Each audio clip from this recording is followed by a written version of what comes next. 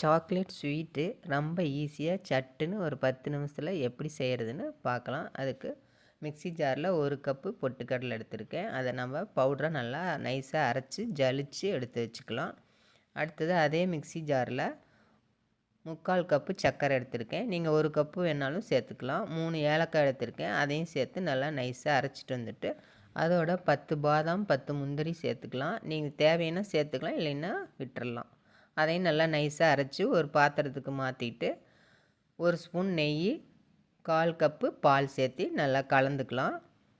இப்போ நம்ம அரைச்சி வச்ச பொட்டுக்கடலை மாவும் 1/4 கப்பு கொக்கோ பவுடரும் சேர்த்து நல்லா கலந்து விட்டு சப்பாத்தி மாவு மாதிரி நல்லா கெட்டியாக பிசைஞ்சிக்கிட்டு 2 உருண்டை பண்ணி ஒரு தட்டில் நெய் தடவி அதில் வச்சு நம்ம அழுத்திக்கலாம். நீங்கள் சப்பாத்தி கட்டையிலையும் அழுத்தி கத்தி வச்சு என்ன ஷேப் வேணுமோ கட் பண்ணிக்கலாம். நம்மளுடைய சாக்லேட் ஸ்வீட் ரெடி ஆகிடுச்சு. குழந்தைங்களாம் விரும்பி